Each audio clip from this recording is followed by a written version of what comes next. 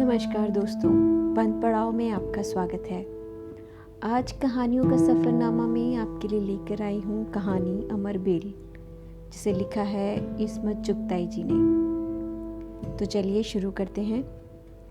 बड़ी मुमानी का कफन अभी मैला भी नहीं हुआ था कि सारे खानदान को शुजात मामू की दूसरी शादी की फिक्र डसने लगी। उठते बैठते दुल्हन की तलाश की जाने लगी। जब कभी खाने पीने से निपटकर बीवियां बेटियों की बरी या बेटियों का जहेज टांकने बैठती तो मामू के लिए दुल्हन तजवीज़ की जाने लगती। अरे अपनी कनीज फातिमा कैसी रहेगी? है भी घास तो नहीं खा आई हो। कनीज फातिमा की सास ने सुन लिया तो नाक चोटी काट कर हथेली पे रख देगी। जवान बेटी के मैयत उठते ही वो बहू के गिर्द कुंडल डाल के बैठ गई है।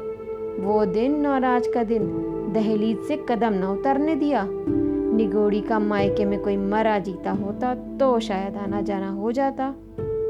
अरे भाई, शज्जन भाई को क्या कुंवारी नहीं मिलेगी जो झूठे पत्तल चाटेंगे? लोग बेटियां थाल पे सजा कर देने को तैयार हैं, 40 के लगते भी नहीं। असगरी खानम बोली, ओए खुदा खैर करे बुआ, पूरे 10 साल निकल रही हो। अल्लाह रखे हाली के महीने में पूरे 50 भर के।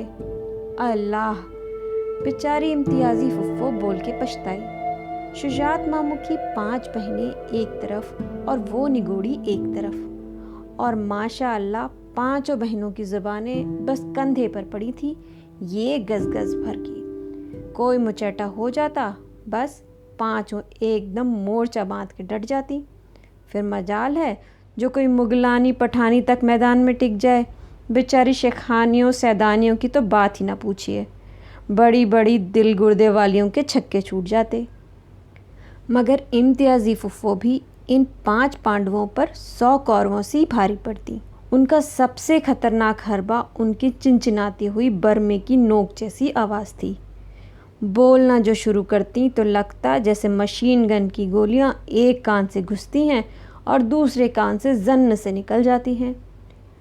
जैसे ही उनकी किसी से तकरार शुरू होती, सारे मोहल्ले में तुरंत खबर दौड़ जाती कि भाई इम्तियाजी बुआ की किसी से चल पड़ी, और बीवियां कोठे लांगती, छज्जे फरलांगती, दंगल की जानिब हल्ला बोल देती। इम्तियाजी फुफ्फो ने 5 बहनों की वो टांग ली कि गरीब निक्कू बन गई। उनकी मझली बेटी गौरी खानम अब तक कुंवारी धरी थी। 36वां साल छाती पर सवार था, मगर कहीं नसीब बनने के आसार नज़र नहीं आ रहे थे। कुंवारे मिलते नहीं, ब्याहे रंडवे नहीं होते।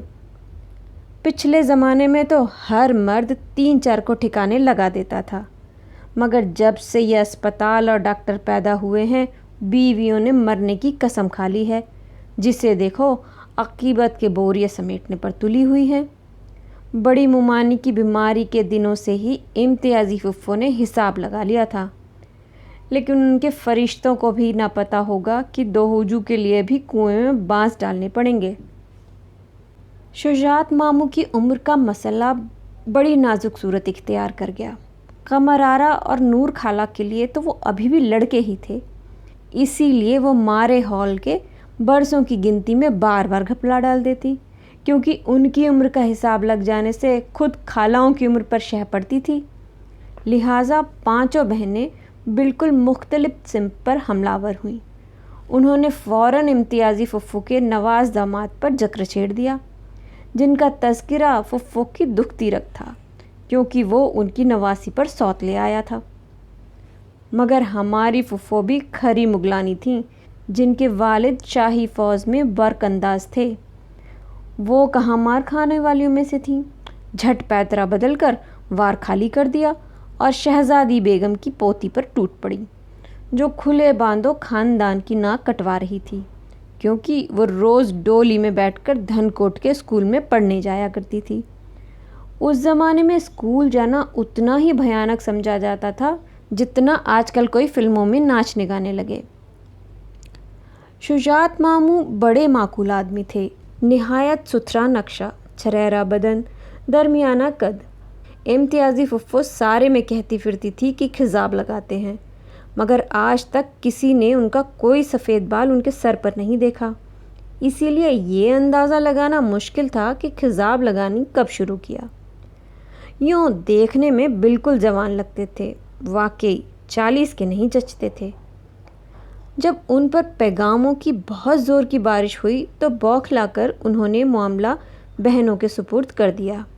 इतना कह दिया कि लौंडिया इतनी छिछोरी ना हो कि बेटी लगे और ऐसी खूसट भी ना हो कि उनकी अम्मा लगे। उई, क्या खौफियाता हुआ नाम।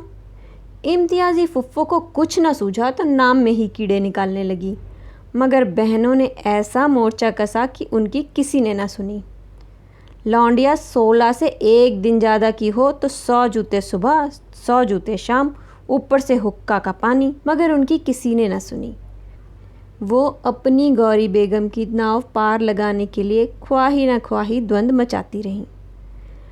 रुखसाना बेगम थी कि बस कोई देखता तो देखता रह जाए, जैसे पहली का नाजुक शर्माया हुआ चांद किसी ने उतार लिया हो। शक्ल देखते जाओ पर जीना भरे, तोलो तो 5वीं से छठा फूल ना चढ़े। रंगत ऐसी जैसे दमकता कुंदन, जिस्म में हड्डी का नाम तक नहीं, जैसे सख्त मैदे की लोई पर गाय का मक्खन चुपड़ दिया गया हो। निस्वानियत इस गज़ब की जैसे दर्जन भर औरतों का सत निचोड़ कर भर दिया गया हो, गर्म गर्म लपटों सी निकलती थी। शायद बकौल फुफ्फो 16 बरस की होंगी, मगर 19-20 की उठान थी। बहनों ने मामू को 25वां साल बताया था। उन्हें जरा सा तकल्लुफ़ तो हुआ, मगर फिर टाल गए। कम सनी तो कोई बड़ा जुर्म नहीं। सबसे बड़ी बात तो ये थी कि वे बेइंतहा मुफलिस घर की बोझ थी। दोनों तरफ का खर्चा मामू के सर रहा। जब रुखसाना मुमानी ब्याह कर आई तो उन्हें गौर से देखकर मामू के पसीने छूट गए। बाजी, ये तो बिल्कुल बच्ची हैं, उन्होंने बौखला कर कहा। ओ ये खुदा खैर करे, ऐ मियाँ, तेल देखो, तेल की धार देखो। मर्द 60 और पाठा, बीबी 20 और खीसी। 2-4 बच्चे हुए नहीं कि सारी कलाई उतर जाएगी। गोमूत में ना 16 सिंगार रहेंगे और ना ये रंगो रोगन, ना ये छल्ला सी कमर रहेगी, ना बाजुओं का लोच। बराबर की ना लगने लगे तो जो चोर का हाल सो मेरा। मैं तो कहूँ 10 साल में बड़ी भाभी जान की तरह हो जाएंगी। फिर हम अपने बैरन के लिए 12.5 बरस की लाएंगे। खाला चहकी। होश, मामू शर्मा गए। दूसरी बीबी नहीं जीती, इसलिए तीसरी, समशा बेगम बोली। क्या बक रही हो? हाँ मियाँ, बड़े बूढ़ों से सुनते आए हैं, दूसरी तो तीसरी का सदका होती है। उसीलिए पुराने ज़माने में दूसरी शादी गुड़ियों से किया करते थे, ताकि फिर जो दुल्हन आए वो तीसरी हो। बहनों ने समझाया और मामू समझ गए। फिर जल्द ही रुखसाना बेगम ने भी समझा दिया। 2-3 साल में अच्छे खाने, कपड़े और आशिक ज़ार मियाँ ने वो जादू फेरा कि पहली का चांद 14वीं का महताब हो गया। वो चांदनी छिटकी कि देखने वालों की आंखें झपक गईं, पोर पोर से शुआएं फूट निकलीं। शुजात मामू पर ऐसा नशा सवार हुआ कि बिल्कुल धुत हो गए। शुक्र है जल्दी ही पेंशन मिलने वाली थी, वरना आए दिन दफ्तर के गोते ज़रूर रंग लाते। बहनों के ले देकर एक भाई थे। बड़ी मुमानी तो दुल्हापे में ही जी से उतर गई थी। उनकी कमान कभी चढ़ी ही नहीं। जब तक जिंदा रहीं सूरत को तरसती रहीं। आलो औलाद खुदा ने नहीं दी कि उधर जी बहल जाता। मियाँ बहनों के चहेते भाई सूरत न देखें तो खाना ना पचे। दफ्तर से सीधे किसी बहन के घर पहुँचते, रात का खाना वहीं से खा कर आते। फिर भी दस्तरखान बिछाए रात देर तक बैठी ताका करती। किसी दिन इत्तेफाक से खा लेते तो उनकी ज़िंदगी का मकसद पूरा हो जाता। आए दिन बहनों के हा हंगामे रहते। झूठों को कभी भावच को बुला लेती, मगर ये बेचारी वहाँ गरीबुल वतन सी लगती। सबने बुलाना छोड़ दिया। शुजात मामू को कभी यार दोस्तों की दावत करनी होती या कव्वाली या मुजरे की महफिल जमानी होती तो बीवी को पता भी न चलता, बहनें सब इंतज़ाम कर देती। वे उन्हीं के हाथ में रुपया दे देते। किसी ने मुमानी को राय दी कि मियाँ को काबू में रखने का बस एक गुर है, उसे ऐसे खाने खिलाओ कि किसी के घर का निवाला मुंह को ना लगे। बस जी, मुमानी ने खाना पकाने की किताबें मंगवाईं, लहसुन की खीर और बादाम के गुलगुले, दम का मुर्ग और मछली के कबाब पकाए, जिन्हें खाकर मामू ने फैसला किया कि वो उन्हें जहर देकर मारना चाहती हैं। मुमानी खून थूक थूक कर मर गई। मगर नई नवेली का जादू तो आते ही सिर चढ़कर बोलने लगा। न कहीं आने के रहे न जाने के, न किसी का आना भाई, बस मियाँ हैं और बीबी। क्या बागो बहार सा भाई चुटकी बजाते ही खुर्रे की तरह बेरहम और बेमुरवत हो गया। दुनिया उजाड़ हो गई। अपने पाँव आप कुल्हाड़ी मारी। गौरी बेगम से शादी हो जाती तो यूं भाई अलकत ना हो जाते। ए भाभी, भाई को आंचल में कब तक बांधे रखोगी? मर्द जात है, कोई झंडूलना नहीं कि हरदम कूल्हे से लगाए बैठी हैं। लाख ताने दिए जाते। दुल्हन बेगम हैं कि खी खी हंस रही हैं और मियाँ काठ के उल्लू घिघियाए जाते हैं। अपनी जोरू है, कोई पड़ोसी की नहीं कि बस ताके ही जा रहे हैं बजर बट्टू की तरह। मामू वो मामू न रहे। अजी कैसी कव्वालियाँ और कैसे मुजरे। बस बीवी तिगुनी का नाच नचा रही है, आप नाच रहे हैं। ए बस और थोड़े दिन के चौंचले हैं, पैर भारी हुआ नहीं कि सारा दुल्हनापा ख़त्म। एक न एक दिन तो भाई का जी भरेगा। दिलों को तसल्ली दी गई। अल्लाह अल्लाह करके रुखसाना मुमानी का पैर भारी हुआ तो अल्लाह तौबा, न उल्टियाँ न तबीयत मांदी। चेहरे पर और चार चांद खिल उठे। और क्या मजाल जो जरा सा भी अलकस आ जाए। वही शोखियाँ, वही अंदाज़े माशुकाना जो नई दुल्हनों का हुआ करते हैं। और मामू का तो बस नहीं चलता उन्हें उठाकर पलकों पे छिपा लें। दिल निकाल निकाल कर उनके कदमों में डाल देते हैं। जी से उतारने की बजाय वो तो दिमाग पर भी छा गई। पूरे दिनों में भी रुखसाना मुमानी के हुस्न को ग्रहण न लगा। जिस्म फैल गया मगर चांद दमकता रहा। न पैरों पर सूजन, न आँखों के गिर्द हल्के, न चलने फिरने में कोई तकलीफ। जापे के बाद भी वे चट से खड़ी हो गई। क्या मजाल जो कमर जरा सी भी मोटी हुई हो, वही कुंवारियों जैसी लचकदार जिस्म। भली बीबी के जापे में बाल झड़ जाते हैं और उनके वो अदबदा के बड़े कि खुद सिर धोना दुश्वार हो गया। हाँ, बीवी के बदले ज़रा मामू झटक गए, जैसे बच्चा उन्होंने ही पैदा किया हो। थोड़ी सी तौन ढलक आई, गालों पर लंबी लंबी काशें गहरी हो गईं। बाल पहले से ज़्यादा सफ़ेद हो गए। अगर दाढ़ी न बनी होती तो गालों पर चींटियों के सफ़ेद सफ़ेद अंडे फूट आते। जब 2 साल बाद बेटी हुई तो मामू की तोंद और आगे खिसक आई। आँखों के नीचे खाल लटकने लगी। निचली दाढ़ का दर्द काबू से बाहर हो गया कि ज़बरन निकलवानी पड़ी।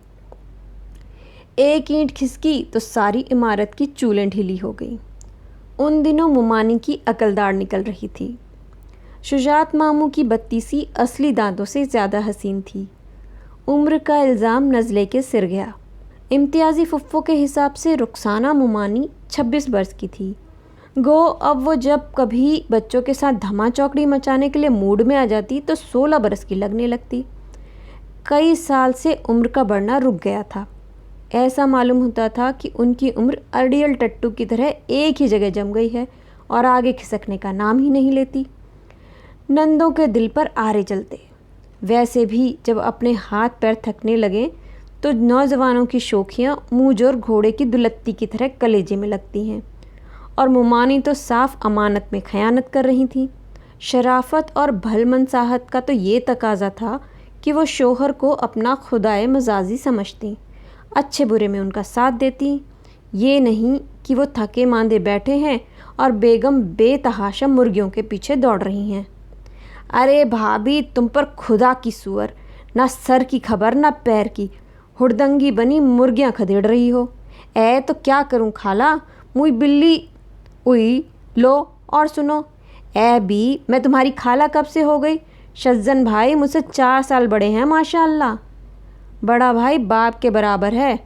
तुम भी मेरी बड़ी हो, खबरदार जो तुमने मुझे खाला कहा। जी बहुत अच्छा। शादी से पहले रुखसाना मुमानी की अम्मी उनकी दुपट्टा बदल बहन कहलाती थी। वही हुस्न और कमसिनी जिसने एक दिन शुजात मामू को गुलाम बना लिया था, अब उनकी आंखों में खटकने लगी। लंगड़ा बच्चा जब दूसरे बच्चे के साथ दौड़ नहीं पाता तो चिढ़कर मचल जाता है कि तुम बेईमानी कर रहे हो। मुमानी उनके साथ दगा कर रही थी। कभी कभी तो उन्हें लड़कियों बालियों की तरह हंसता या दौड़ते भागते देखकर उनके मन में टीसें उठने लगती। वो जलकर कोयला हो जाते। लौंडों को लुभाने के लिए क्या तन तन कर चलती हो? वो जहर उगलने लगे। हाँ, आप कोई जवान पट्ठा ढूंढ लो। मुमानी पहले तो हंसकर टाल देती, फिर झेंप कर गुलनार हो जाती। इस पर मामू और भी चरागपा होते और भारी भारी इल्ज़ाम लगाते। फलां से आंखें लड़ा रही थीं, ढिमकाने से तुम्हारा ताल्लुक़ है। तब मुमानी सन्नाटे में आ जाती। मोटे मोटे आंसू छलक उठते। अलगनी से दुपट्टा खींचकर वो अपना जिस्म ढककर सर झुकाए कमरे में चली जाती। मामू का कलेजा कट जाता, उनके पैरों तले ज़मीन खिसक जाती। वो उनके तलवे चूमते, उनके कदमों पर सर फोड़ते, उनके आगे नाक रगड़ते, रोने लगते। मैं कमीना हूँ, हरामज़ादा हूँ, जूती लेकर चाहे जितना मुझे मारो, मेरी जान, मेरी रूखी, मेरी मलिका शहज़ादी। और रुखसाना मुमानी अपनी रुपहली बाहें उनके गले में डालकर भौं भौं रो देती। तुम्हारा आशिक़ ज़ार हूँ मेरी जान, रश्क व हसद से जल जल कर खाक हुआ जाता हूँ। तुम तो नन्हे को गोद में लेती हो तो मेरा खून खौलने लगता है। जी चाहता है साले का गला घोंट दूँ। मुझे मुआफ़ कर दो मेरी जान।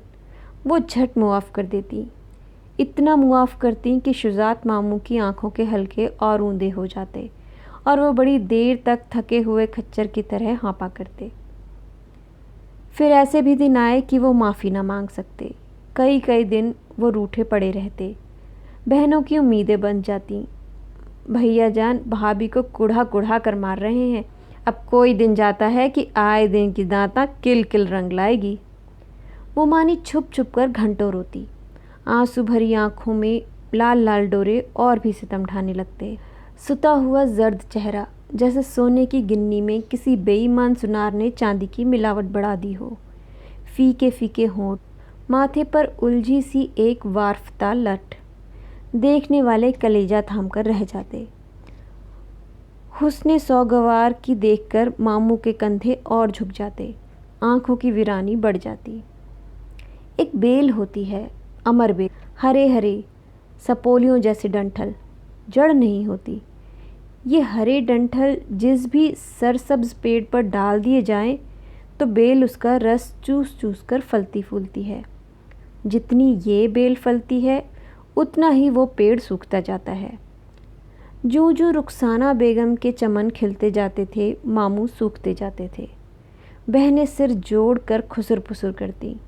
भाई की दिन ब दिन गिरती हुई सेहत को देखकर उनका कलेजा मुंह को आता था। बिल्कुल झिरकुट हो गए थे। गठिया की शिकायत तो थी ही, नज़ला अलग आज़ाबे जान हो गया। डॉक्टरों ने कहा खिज़ाब कतई मुवाफिक नहीं, मजबूरन मेहंदी लगाने लगे। बेचारी रुखसाना एक एक से बाल सफ़ेद करने के नुस्खे पूछती थी।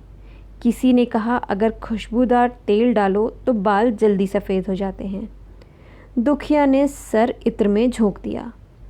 मामू की नाक में शमामतुल अंबर की मदहोश कुन खुशबू की लपटें पहुंची तो वे गालिब उन्होंने मुमानी पर लगाए कि बच्चों का ख्याल ना होता तो मुमानी कुएं में कूद जाती। उनके बाल सफ़ेद होने की बजाय मुलायम और चमकदार हो डसने लगे।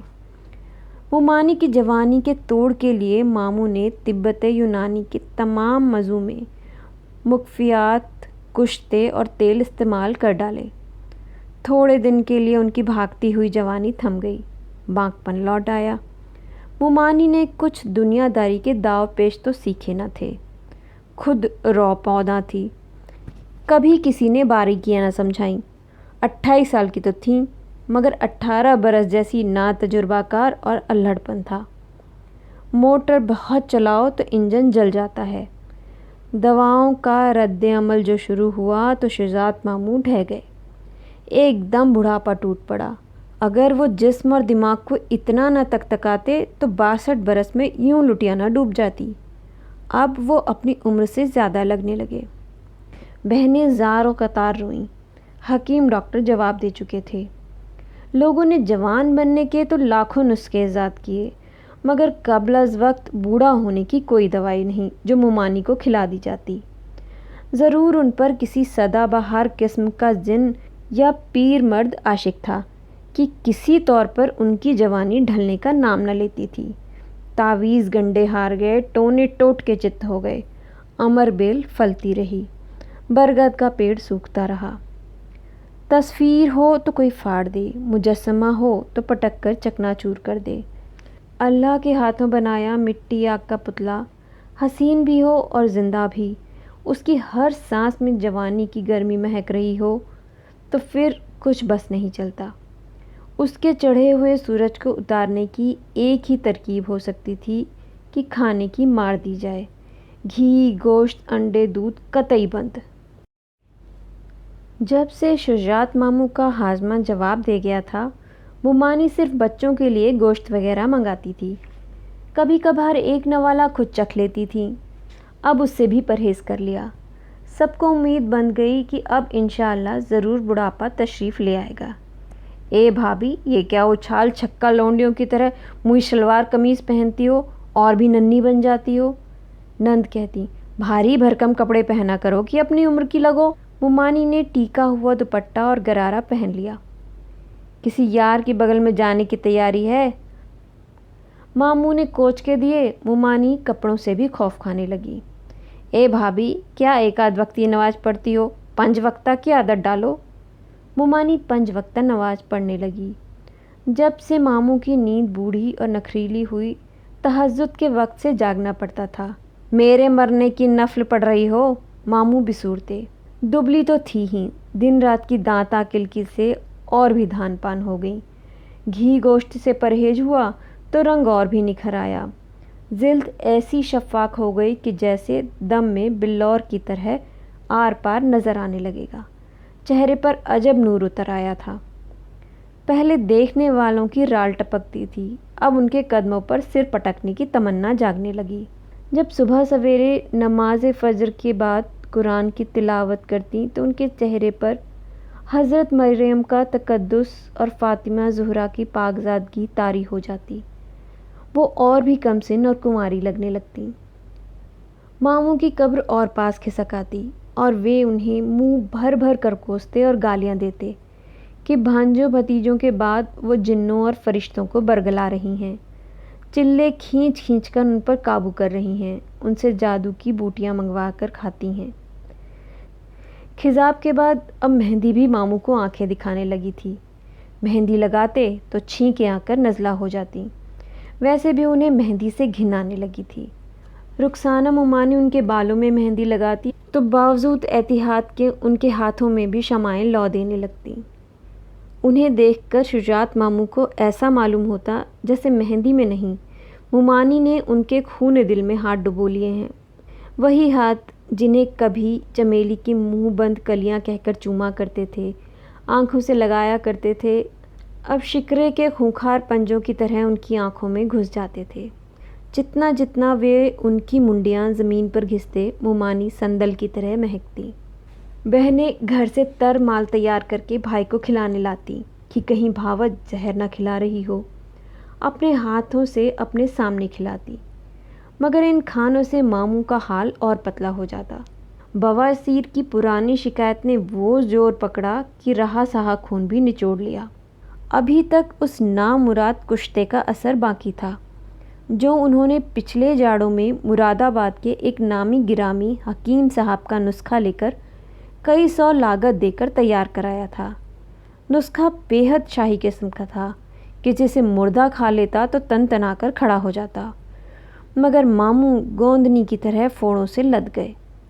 दुखिया मुमानी घी को सैकड़ों बार पानी से धोती, उसमें गंधक और बहुत सी दवाइयाँ कूट कर छान कर मिलाती। घड़ियों मरहम थोपा जाता, पतीलियों में नीम के पत्तों का पानी औटाती, सुबह शाम पीप खून धोती। उनमें से चंद फोड़े मुख्तलिफ नासूर बन गए थे और मामू को निगल रहे थे। फिर एक दिन तो अंधेर ही हो गई। मामू बहुत कमज़ोर हो गए थे। बहनें बैठी भावच का दुखड़ा रो रही थी कि नज्जी बुढ़िया खुदा जाने कहाँ से आन मरी। पहले तो वो शुजात मामू को नाना जान समझकर उनसे फ्लर्ट करने लगी। किसी ज़माने में नाना जान उन पर बहुत मेहरबान रह चुके थे। बुढ़िया नामुराद की मत मारी गई थी। नाना जान को मरे 20 बरस हो चुके थे और वो अपनी चीपड़ भरी आंखों में पुराने ख्वाब जगाने को मुसीर थी। बड़ी देर बाद वो मामू का असली मुकाम समझी तो मरहूमा मोमानी का मातम ले बैठी। हैं क्या बुढ़ापे में दगा दे गई। अचानक उनकी नज़र मोमानी पर जा पड़ी। मोमानी सहन में कबूतरों को दाना डाल रही थी। अजब प्यारे अंदाज में वो गर्दन नौड़ाए बैठी थी, जैसे तस्वीर खिंचवा रही हूँ। कबूतर उनकी बिल्लौरी दमकती हुई हथेली को गुदगुदा रहे थे और वो बेख्तियार हंस रही थी। हाय मैं मर गई। बुढ़िया ने अपना चपाती जैसा सीना कूटकर रुखसाना मोमानी की तरफ हवा में बलाएं लेकर कटपटियों पर 10 उंगलियां चट चट चटकाईं। अल्लाह पाक नजरे बद से बचाए, बिटिया तो चांद का टुकड़ा है, मैं जानूं मीठा बरस लगा है मियाँ। वो राजदारी के अंदाज में मामू के करीब खिसकी। सौदागरों का मजला बेटा विलायत पास करके आया है, अल्लाह कसम बस चांद और सूरज की जोड़ी रहेगी।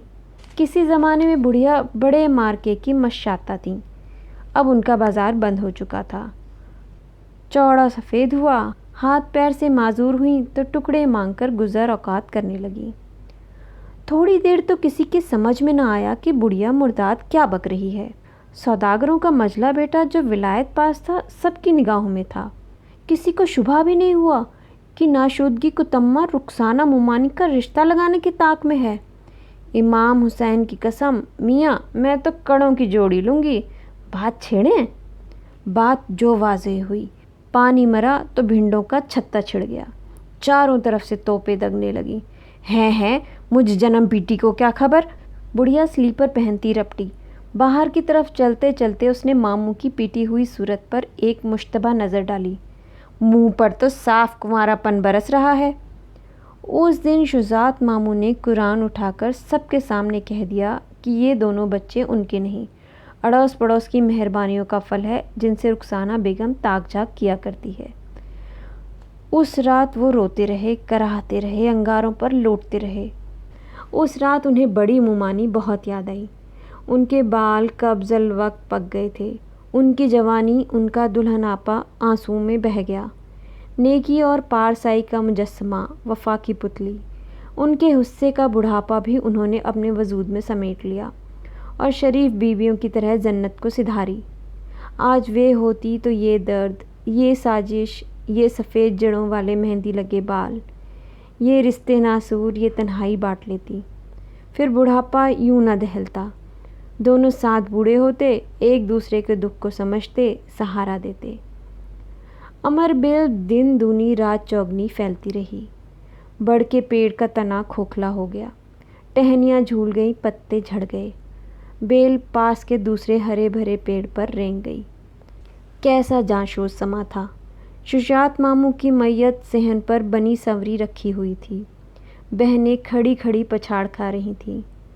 मामू ने अपनी सारी जायदाद बहनों के नाम हेबा कर दी थी। रुखसाना मोमानी सबसे अलग थलग दर पर बैठी थी। कहने वाले कहते थे कि इतनी हसीन और सौगवार बेवा ज़िंदगी में कभी नहीं देखी। सफ़ेद कपड़ों में वो अजीब पुरअसरार ख्वाब लग रही थी। रो रो कर आँखें मखमूर और बोझिल हो गई थी। जर्द चेहरा पुखराज के नगीने की तरह दमक रहा था। पुरसे को आने वाले सब कुछ भूलकर बस उन्हें ताकते रह जाते थे। उन्हें मरहूम की खुश नसीबी पर रश्का रहा था। मोमानी पर बेपनाह बेबसी और अफसुर्दगी छाई हुई थी। खौफ और सरासमगी से उनका चेहरा और भी भूला लग रहा था। दोनों बच्चे उनके पहलू से लगे बैठे थे। वो उनकी बड़ी बहन लग रही थी। वो गुमसुम बैठी थी, जैसे कुदरत के सबसे मशाक फनकार ने अपनी बेमिसाल कलम से कोई शाहकार बनाकर सजा दिया हो। तो ये थी कहानी अमर बेल। उम्मीद है आपको पसंद आई होगी। फिर मिलेंगे एक नए सफ़र में एक नई कहानी के साथ। नमस्कार।